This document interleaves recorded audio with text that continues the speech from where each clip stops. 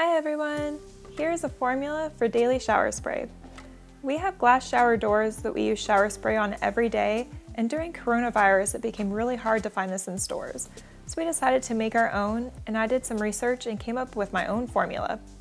This spray works so well, even better than what we were buying.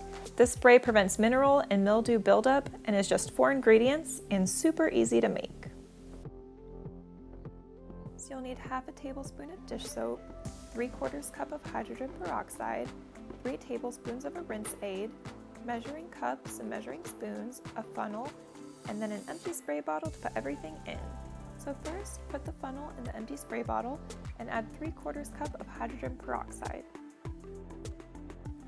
The hydrogen peroxide helps to sanitize the shower and prevent mildew buildup. Next, add 3 tablespoons of a rinse aid.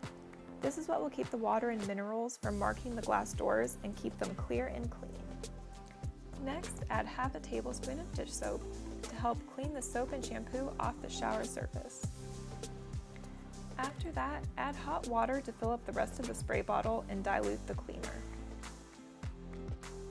Then put the top on the spray bottle and label it, and you're ready to have a clean, germ-free, and clear shower.